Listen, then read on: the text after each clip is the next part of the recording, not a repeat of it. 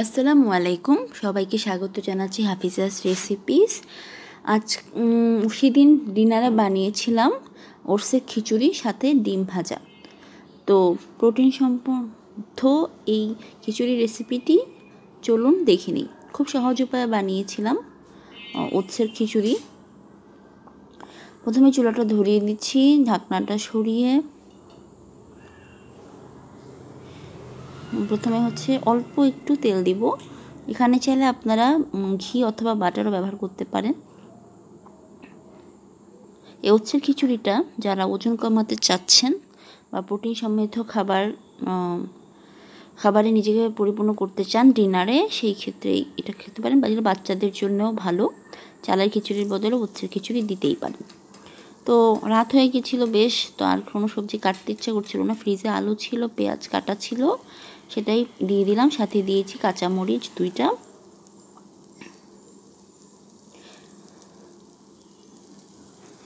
আপনারা চাইলে এখানে আরও কিছু সবজি যোগ করতে পারেন, সেক্ষেত্রে ভাইটামিনসের পরিমাণটা এখানে বাড়বে।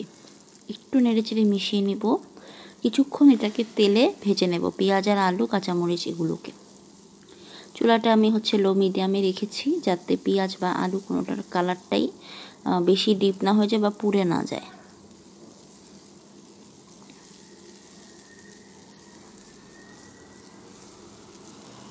এই রেসিপিটি খুব অল্প সময়ে রান্না করা যায়। 10 থেকে 15 মিনিট হলেই আপনার ওটসের খিচুড়ি রেডি। এরপর দিয়ে দিচ্ছি মসুর ডাল। আমি আগে থেকেই ধুয়ে রেখেছিলাম মসুর ডালটা। আপনারা চাইলে এখানে 2-3 প্রকার ডাল মিক্স করেও দিতে পারেন। আমার রাত হয়ে গেছিলো, সেই জন্য আমি শুধু মসুর ডালটাই নিয়েছিলাম, যাতে এটা খুব তাড়াতাড়ি সিদ্ধ হয়ে যায় আর রান্না হয়ে যায়। বেশি কিছুদিন করতে ইচ্ছা করছিল না, তাই ভাবলাম সিম্পলি ওটসের খিচুড়িটা করি। রান্না করার আগে মনে হলো যে রেসিপিটা আপনাদের সাথেও শেয়ার করি, এবং এবার বাংলায় ভয়েস ওভার দিব, যাতে আপনারা ম্যাক্সিমাম অডিয়েন্স বুঝতে পারেন। এরপরে কিছু মশলা এখানে একদম বেসিক, হলুদ, লবণ, ধনে জিরে ইত্যাদি দিয়ে, আর আদা রসুন বাটা তো দিবই।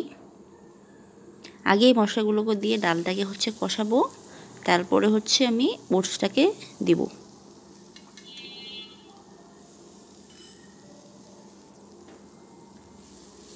সব কিছু নেড়ে মিক্স করে নিচ্ছি।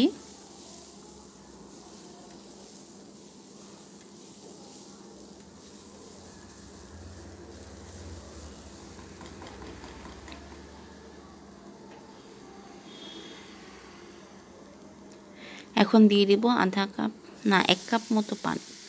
এই 1 কাপ পানিতে আপনার এই ডালটা সিদ্ধ হয়ে যাবে। বেশিক্ষণ না, 10 মিনিট বসায় রাখলেই হবে। লো আছে ডালটা ততক্ষণে সিদ্ধ হয়ে যাবে। মসুর ডাল সিদ্ধ হতে বেশি সময় লাগে না, আপনারা জানেন। তো ঢাকনা দিয়ে ঢেকে দিচ্ছি। 10 মিনিট পরে আপনাদের দেখাচ্ছি। দেখুন, ডালটা একদমই কুক হয়ে রেডি, দেখতেও ইয়ামি হয়েছে। মনে হচ্ছে ডালটাই খিচুড়ি, আসলে তা না। এখন এখানে ওটস দেওয়া বাকি।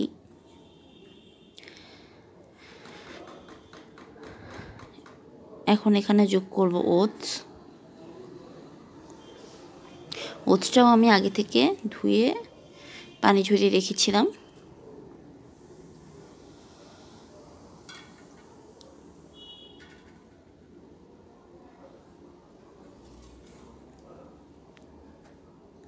ওটস হাই প্রোটিন এবং চাল অথবা আটার খুব ভালো অল্টারনেটিভ হতে পারে।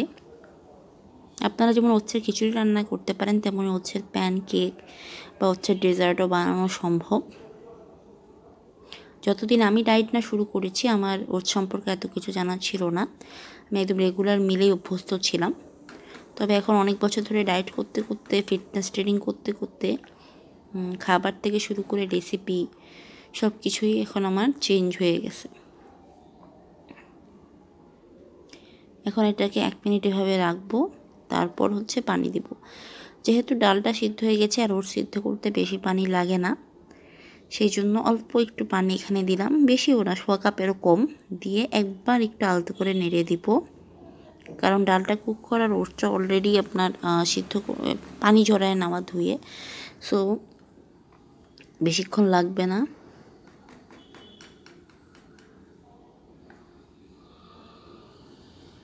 এখন এটাকে আবারও ঢাকনা দিয়ে ঢেকে দিব। চুলাটা হচ্ছে আপনার ওই লো মিডিয়ামেই থাকবে। এখানে আরেকটা বিষয় থাকবে, যখন এটা অলমোস্ট হয়ে যাবে, পানিটা শুকায় আসবে, 5-7 মিনিট পর এটাকে আমি উঠাই দিব এবং উঠানো অবস্থায় এরপরে হচ্ছে এটাকে আমি আরও 2-3 মিনিট রান্না করব। ঢাকনা অবস্থায় রান্না করলে দেখা যায় ওর সাথে নিচে থেকে লেগে যায়, তখন খিচুড়িটা হচ্ছে আরও বেশি ড্রাই হয়ে যায়। আমি এবার রান্না করতে গিয়ে দেখলাম যদি আমি লাস্টের দিকে এটাকে ঢাকনা তুলে রান্না করি, সে থেকে উপরটা পানিটা সহজেই বাষ্প হয়ে যায়, নিচ থেকে হচ্ছে ওরটা লেগেও যায় না। তো এই ছিল আমার আজকের রেসিপি, রাতের একদিনের রান্না হচ্ছে খিচুড়ি আর ডিম ভাজা। একদম প্রোটিন সমৃদ্ধ, খুব সহজে রান্না করা যায়। যারা ডায়েট করেন, এছাড়া পাশাপাশি বাচ্চাদের চাইলে হচ্ছে এই রেসিপিটি পরিবেশন করতে পারেন। সবাই দেখা হবে, ভালো থাকবেন, আল্লাহ হাফেজ।